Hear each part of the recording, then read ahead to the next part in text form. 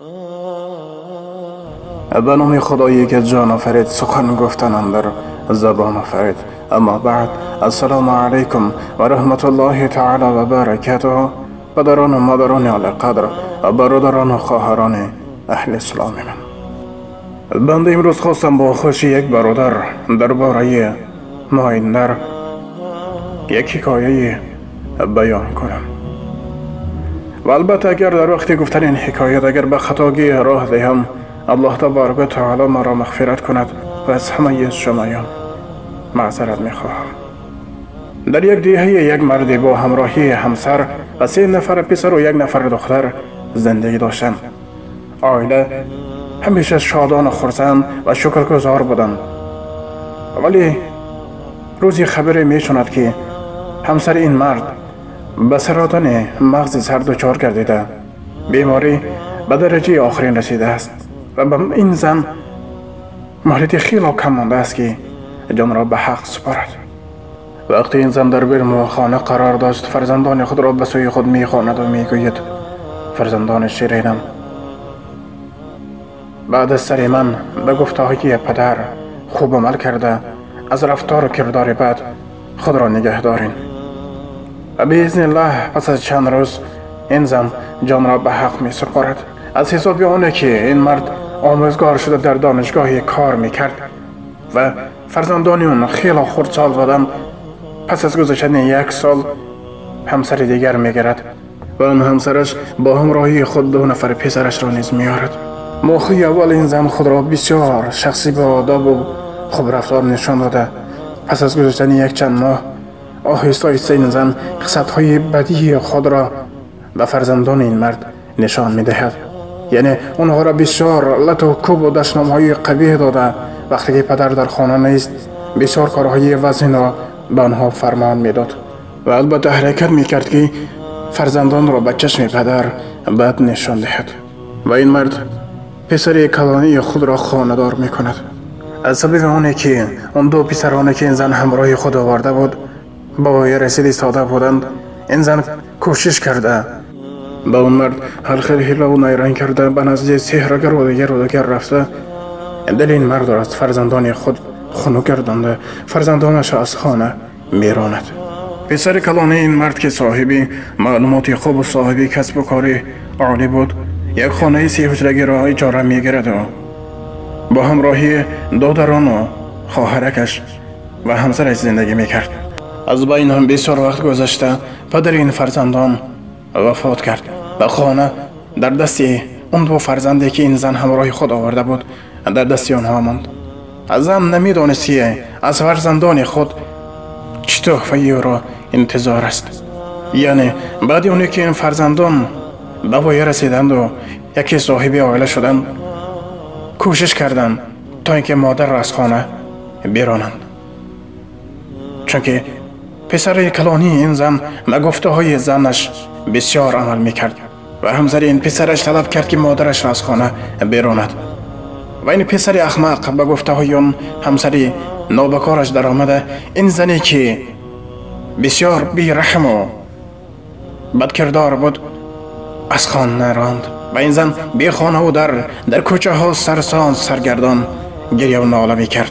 روزی پسر خرده اون مرد دید که اون مادر اندرش در کوچه سرسان سرگردان در حال به برادر کلانیش خبر داد و هر دو از او با نقلیات آمده این زن نابکاری که به قدر چنین فرزندان مهربان نرسیده بود اون را به خانه خود برده غمخواریش کردند. و این زن از این 4 نفر فرزندان اون مرد بخشش ها پرسیده از اون کار کرده های خود پشیمان شد. البته این فرزندان گفتند که مادر آرام باش، ما تو را بخشیده ایم. البته این فرزندان با زبان گفتند که مادر تو را بخشیده ایم، لیکن این زن سبب شد که این فرزندان از مهر پدر جدا گردد. با امر خداوند مادر اینها در حالت جوانیشان اینها را ترک کرده بود، لیکن این زنی بدکردار، این زنی بدرفتار و بی عقل این فرزندان شیرین و شکر را از مهر پدر نیز جدا کرد و امروز در حال تلاش دارد که اون فرزندان جانی خود از این مادرش روی گردانده اون را در کوچه سرزان سرگردان راندند.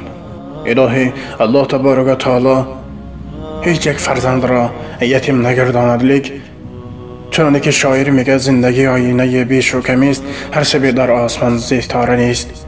بله، در زندگی پستی و بلندی زیاد است. یکی از پدر میماند و دیگری از مادر، لیکن ای زنها و ای مردهایی که به فرزندان یکی مادرنده رو دیگری پدرنده رو شدگین، از غضب خداوند بترسین و در خاطر دارین که فرزند نعمت بی بهای خداوند است. ای اون زنهایی که در خانه یک مرد مادرنده شده آمده این، در خاطر دارین که بعد از سر مادر و فرزندان تربیه اونها به گردن شما هم فرض و هم قرض است. یعنی اونها را تربیه خوب داده باید به وی رسانین و مهر مادری خوب را از آنها دریغ ندارین. چون امروز بسیار برادران و خواهران از اون مادرانها شکایت ها میکنن، میگن مرا به چشم پدرم بسیار بد نشان میدهد و مرا بسیار سخنهای قبیح میزند. استغفر الله. بگوی زن، در روز آخرت به هر یک کاری میکنی، به هر یک تربیه و به هر یک سخنی بدی که نسبت فرزندان میکنی، برای تو حتما جواب خواهی داد. برای همین مادران القدر، پدران مهربان، برای فرزندان خود تربیه خوب دادن اونها را به وی رسانین و کوشش کنین که اونها از راه بد و از کار بد خود را احتیاط کند. و البته در خاندان اگر پدر و مادر خون پدراندر باشد یا اینکه مادراندر، اگر رفتار و کردار خوب، اگر یک سخنهای خوب زده فرزندان را تربیه خوب دهد، انشاءالله که آخرش نیز بخیر می شود. فرزندان خود را از این دنیای دو روزه ناامید نکنین، آنها را تربیه دهین که به آیندگی خوب امیدوار باشد، از رحمت خداوند همیشه دل مکند. لیکن امروزها هستند بسیار زنهایی که بسیار بد رفتار را در اون خانه‌ای که مادرانده شده آمدند، فرزندان را بسیار لطکوب کرده از حیات دلگیر میکنند و از غضب خداوند فراموش میکنند. ای زنها، در خاطر دارین، بار دیگر میگویم که بعد از سری اونه که مادر اونها وفات کرد، تربیه اونها به گردن شما قرض و فرضی بندگی شماست. یعنی در روز آخرت از شما نیست سوال کرده میشد که اونها را چی طور تربیه دادی و تا چه اندازه مهر مادری خود را از آنها دریغ نداشتی. الهی الله تبارک و تعالی هیچ یک فرزند را در حالت جوانی یتیم نسازد و الهی پدر و مادر هر یک ما و شما را خداوند عمر دراز و با برکت و راحتی بخت فرزندان دیدن را نصیب روزه گرداند و از مرگ بی مهلت همه ما و شما را در حفظ و امانت خود نگه بدارد. و آخر دعوان الحمدلله رب العالمین. السلام علیکم و رحمت الله تعالی و برکاته. با احترام دوست برادر شما امید رحمت. اگر در وقت گفتن قصه مذکور اگر یک خطاگی کرده باشم، خداوند مهربان دعا دارم که مرا مغفرت کند و از همه شمایان معذرت میخواهم. حسبنا الله و نعم الوکیل. بسم الله توکلت علی الله، لا حول ولا قوة الا بالله العلی العظیم.